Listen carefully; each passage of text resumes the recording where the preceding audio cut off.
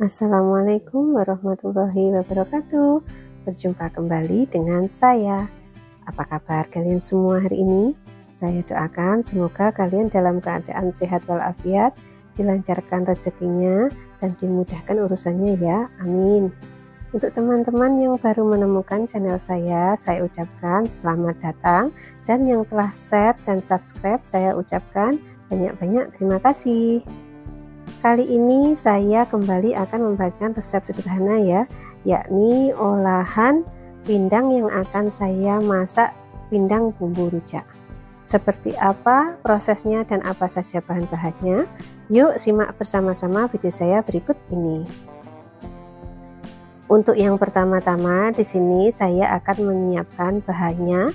Saya menyiapkan 3 ekor pindang ya, yang telah saya cuci tentunya ya, dan saya bersihkan kepalanya. Kemudian nanti akan saya buang ya untuk tulangnya, supaya nanti ketika kita makan lebih mudah kalau tulangnya sudah dibuang. Dan untuk bumbu-bumbunya di sini saya menyiapkan ada 4 buah tomat, kemudian cabai rawit sesuai selera ya, kemudian bawang merah 8 siung, 4 siung bawang putih, kemudian 4 buah kemiri. Untuk proses yang pertama saya akan membuang tulang dari pindangnya ya. Saya gunakan pisau supaya nanti tidak hancur ya untuk pindangnya ini, untuk membelah. Prosesnya seperti yang saya contohkan di video ya teman-teman. Kita tarik perlahan-lahan, kemudian duri-duri yang menempel bisa kita cabut.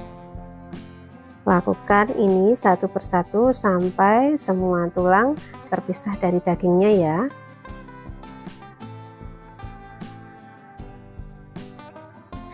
Menu pindang bumbu rujak ini menu yang sangat cocok untuk kita masak ketika kita menyiapkan makanan sehari-hari, karena prosesnya sangat mudah, bahan-bahannya pun juga simple.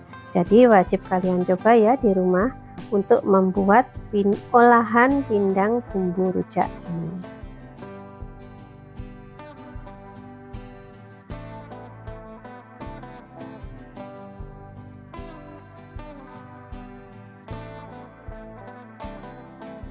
Setelah selesai kita memisahkan daging dan tulangnya, kemudian lanjut saya akan memanaskan minyak ke penggorengan dan akan saya berikan kurang lebih 1 sendok makan tepung terigu ya. Fungsinya untuk menggoreng pindang, dan fungsi tepung ini supaya nanti ketika kita goreng pindang minyaknya tidak meletup-letup. Tunggu sampai minyaknya panas, kemudian pindang bisa kita masukkan. Kita akan menggoreng setengah matang saja ya, dan gunakan api kecil saja untuk proses ini.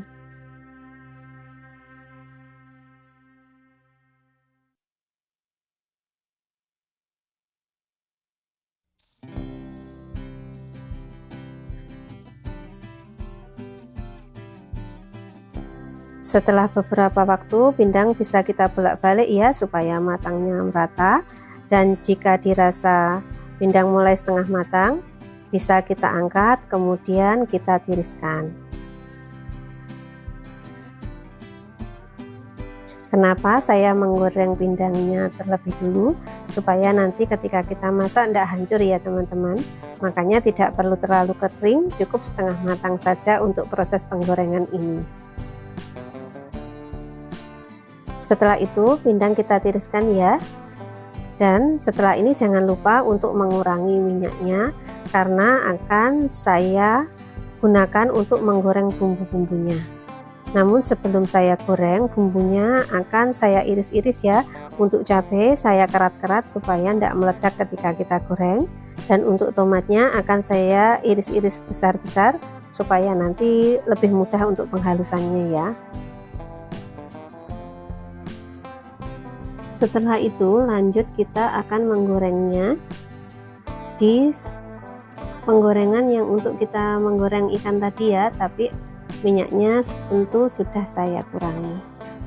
Bisa kita aduk-aduk, kita bolak-balik supaya matangnya merata ya teman-teman. Kita akan menggoreng bumbu ini sampai benar-benar matang.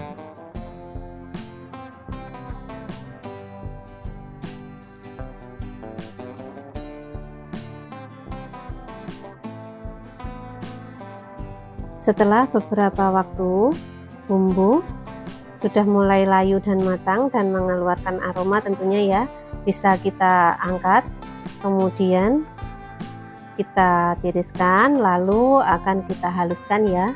Untuk proses penghalusannya bisa menggunakan blender ataupun menggunakan cobek, sesuai selera kalian saja ya untuk proses penghalusannya. Namun kali ini saya menghaluskannya memakai blender ya, karena efisien waktu tentunya. Dan setelah minyaknya sudah mulai berkurang, akan saya masukkan bumbu ini ke dalam blender untuk saya haluskan.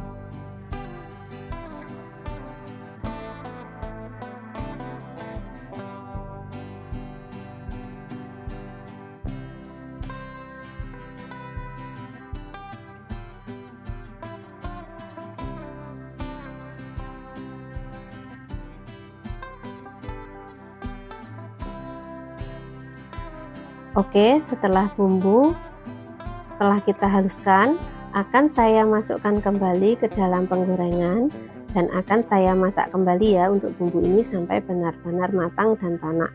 Namun jangan lupa untuk menambahkan bumbu seasoningnya di sini ya, yakni gula, garam, dan penyedap.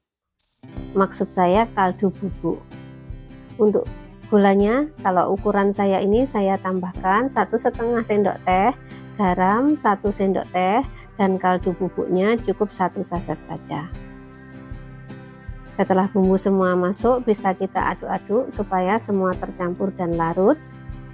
Dan pastikan setelah itu bumbu rasanya telah pas ya, kalau semua bahan telah masuk.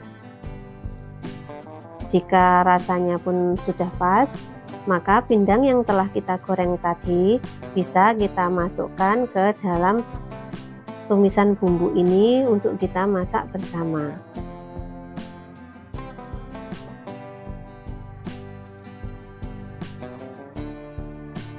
Dan jangan lupa untuk proses ini tetap kita gunakan api yang kecil saja ya.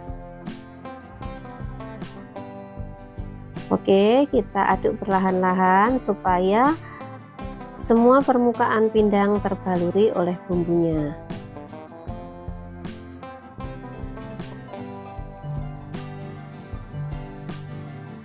Dan ketika semua dirasa telah pas, kompor bisa kita matikan, kemudian akan kita angkat masakan kita ini untuk kita pindahkan ke piring saji tentunya ya teman-teman.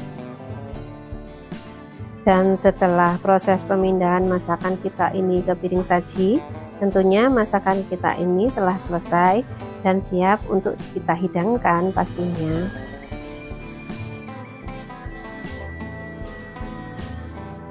Dan inilah dia masakan kita hari ini, olahan pindang bumbu rujak telah selesai kita masak. Semoga kalian menyukai resep yang saya bagikan hari ini ya, dan semoga bermanfaat untuk kalian semua. Saya akhiri dulu video saya hari ini. Wassalamualaikum warahmatullahi wabarakatuh. Bye-bye.